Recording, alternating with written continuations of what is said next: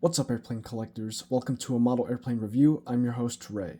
Today, I'll be reviewing the Gemini Jets 1-400 scale Aeromexico Connect Embraer ERJ-190, item number GJAMX2320, released in March of 2025. In this video, I'll do an in-depth review of the model, after which I will list off its pros and cons. At the end, I will decide whether or not I recommend this model to other collectors. The box for this model is a standard issue Gemini Jets 1-400 scale narrow-body box, measuring 15 centimeters long, 4.5 centimeters wide, and 15.3 centimeters tall. This box is made out of cardstock. The protective packaging on the inside is made out of clear plastic. I'll show you around the box now. This is the front. Here's the bottom. Right side. Top. Left side. And the back side. Okay, there we go, it's focused. The front of this box features a flap that allows you to see the model inside of its protective packaging. Underneath this flap is information about the aircraft and the Embraer E-Jet family. Included in the box is the model as shown here, fully assembled, painted, and ready to display. Let's do a quick 360 before I begin my review. The fuselage length for this model is 9 centimeters, the wingspan is 7.2 centimeters, and the height is 2.7 centimeters. These dimensions are mostly accurate to 1-400 scale. This model is made primarily out of die-cast metal. Let's begin the review with the fuselage. Overall, the shape of the fuselage is accurate to the E190. The nose shape is mostly accurate from the looks of it, not 100% sure there. There's lots of small details, stencils, and logos that you'll see as we move down the fuselage, so just take note of those. Now, as we get to the rear of the fuselage, I would like to talk about the paint application on this model. So of course, at the front half of the fuselage, we have the white paint. That looks good. And at the rear section, we have the dark blue paint, which is part of the new Aeromexico livery. Now, the hot pink is what I have an issue with. In real life, this pinkish color is a hot pink, but on the model here, it's more of a darker pink. The reason for this, I believe, is because the hot pink was printed onto a dark color, which may have bled through, but it is still unfortunately incorrect. The vertical stabilizer is also pretty good. There's some recessed panel line for the rudder, and all of the detail on here looks good, the logo and some of the small stencils there. Now, the issue I have with the vertical stabilizer is the attachment with the fuselage. If you look here, you can kind of see some inconsistent glossy finish there, and that is a giant glue stain. Now, this is rather unusual to see on this model in particular, because on previous models I've owned of Gemini Jets 1-400 scale Embraer E170s, 175s, 190s, and 195s, well, I haven't owned any 190s before, I haven't seen glue stains or issues like this. Well, to this degree, if you will. So I can also see some texturing at the base of the leading edge of the vertical stabilizer here, so I'm not sure what happened there. The right side of the aircraft is mostly the same as the left side, except there are a few differences in the stenciling on the fuselage, but everything I've said about the left side can also be applied to the right side. Now, before I show you the fuselage, I notice a very small stain here on the vertical stabilizer. Nothing too big, though, and it seems as though the attachment with the fuselage here on the right side of the vertical stabilizer is a bit better. I mean that there's no glue stains or imperfections in the paint finish. So I'm going to move down the right half of the aircraft now. Pretty good on the fuselage, just the only problem that I have so far is the vertical stabilizer.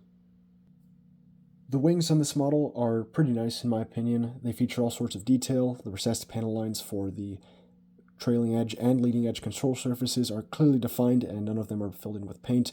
There's also some printed stencils on the top here, which looks really nice, and the different paint colors with the gray and then the silver on the leading edge look pretty good. The top of the right wing is the same as the top of the left wing, except the aircraft's registration is printed on the top of the right wing. This is accurate. The bottom of the right wing doesn't feature any printed details, and the story is the same with the bottom of the left wing, but here we have the aircraft's registration once more. So the wings on this model are pretty good. Unfortunately, though, sticking to the theme of construction issues, the right wing on my model came in broken, and I'll show you that right now. Thankfully, it was a somewhat clean break, if you will, but yeah, this is how it came in the box. The wing was totally separated. You can see some glue residue on the top half of the right wing there, and then also on the bottom. And thankfully, when I insert the wing back into the model, the glue residue is very hard to see, but it is rather disappointing to see this kind of thing. I haven't experienced this with many of my Gemini models recently, but I do know that it has historically been an issue where Gemini models show up with broken parts. Now, that was the right wing. The left wing, it didn't come in broken, but I do want to talk about the wing root or the wing attachment here. There is a pretty sizable gap. Now, considering the size of this model, I think it's forgivable because it is very small when looking at it from the naked eye, but it's a bit more noticeable when you're looking at it through the camera. The winglets on this model are decent at best. They are a bit too wide and too tall, I'd argue. These don't match the Embraer 190 winglets, but it's not the worst either. And we also do see some printing for the pink stripes from the new Aeromexico livery. These actually look pretty good. The color seems a bit better than those on the fuselage, but it's still not 100% accurate.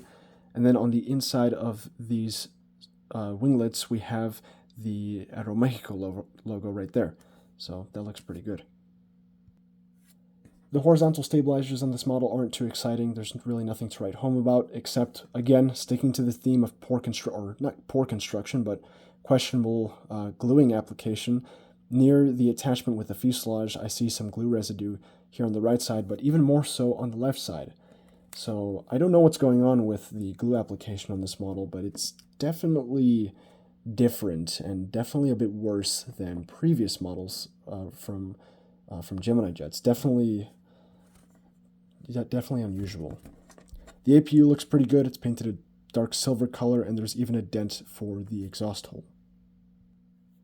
The engines on this model aren't that great. The nacelle here on the left engine has a paint scratch right here, and then also you'll see this silver, what appears to be a paint scratch on the pylon. This actually isn't a paint scratch, it's just a very small detail, which honestly looks like a scratch, and the one on the right side is a bit better. I'll show you shortly. But the nacelle here on the left engine is not very good. It's bent downwards, and you will see that when I have the landing gear, or when I have the model sitting on its landing gear in a little bit. The exhaust nozzle looks pretty good. It's painted different colors of silver there. The fan blade detail actually looks pretty decent, and the bottom of the engines feature a decent amount of detail. Again, the purple color, oh wow, the hot pink color looks purple now, and some of the printing isn't really aligned well. So yeah, these engines, they don't look too hot in my opinion. And then, yeah, the nacelle for the right engine is also bent downwards. Again, I'll show the model on its landing gear and you'll be able to see this a bit better. Strangely enough, this model features three-dimensional antennas on the fuselage. Now, I say this is strange because in recent years, or before 2024, I believe it was, maybe even 23, these antennas were not added to the 1:400 scale Embraer E-jets made from Gemini jets or JC wings. They use the same tooling. So this is a more recent addition, and I very much appreciate it. And these antennas, they're very small, they're very fragile, and they're accurate. This is really impressive that Gemini jets and JC wings were able to incorporate this into this model and their other Embraer E-jets after years of not doing it, so that's very nice. Now, these two antennas, well, the first two antennas that I just showed you, those look pretty good, especially the shape. It's very impressive how they got the shape right. This last antenna here, I do see that it's a bit twisted, and I think it's a bit larger than what it's supposed to be, but honestly, the fact that this model includes antennas at all is pretty impressive. At the bottom of the fuselage, we only have one antenna, and it's this large one right here. Historically, this antenna has always been present on these models. It's not a new addition, and this one looks pretty good. Just be very careful because it's very sharp. Here's the bottom of the model. There's lots of printed detail on the fuselage with all sorts of little stencils, and overall it looks pretty good. Now, I did notice this on this half of the fuselage. Okay, it's very hard to see, but if you look in the light reflection at the dead center of your screen where my pointer is, there is a dent in the fuselage.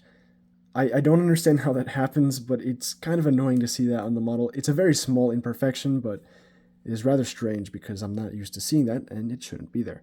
Now, the landing gear on this model, they look good. The struts are nicely detailed. I do see some flash in the gaps there, but it's nothing too big. The wheels on the main gear are designed to roll. They're made out of rubber, and they actually do roll, which is very nice. And the nose gear part, it's too small to roll, and it looks pretty good as well, in my opinion. So here's a side view of the aircraft, and this is what I was talking about when discussing the engines earlier. You can see the nacelle on the left engine is definitely angled downwards, and it shouldn't be. But here, the gear balance looks pretty good. The main gears are angled a bit backwards, which is accurate. And yeah, no complaints other than the engine here. Oh, wait, hold on. If you look towards the antenna, where did my pointer go? If you look at the antenna back here, you can see that the tail end of it isn't really secured into the aircraft. So again, more construction issues. And here's my signature steering contest. Oh, dear God. Okay, so cockpit window printing, that definitely got slaughtered. Well, not slaughtered, but yeah, it's definitely a bit angled. Gear balance also doesn't look too hot, but the engine clearance, oh my goodness, that is terrible. The engines are almost hitting the ground there. Thankfully, they're not. Also, the wing flex is asymmetrical. Same with the horizontal stabilizer angles. The one on the left side of your screen or the right side of the aircraft is pointed further up than on the left side. Yikes. Well, that sure wasn't the way I wanted to finish the review, but at last it's over. Let's go over the pros and cons. What did Gemini do well on this model? It's very nicely detailed. There's lots of small stencils and printed details along the fuselage and the top half of the wings. The livery is mostly accurate on the model to the when compared to the real-life version, except for the pink color, which we talked about earlier, especially on the engines. That was really annoying to see. And that's about all I have to say that's good about this model. Oh, and the antennas. The antennas were a very nice surprise. Now, what did Gemini screw up? Well, the construction. The construction we saw was terrible. There was glue stains on the joints and seams of a lot of the parts. And ironically, even with the excessive amount of glue they applied, the right wing was broken. Now, it's an issue I can fix, but it's annoying to see when that happens.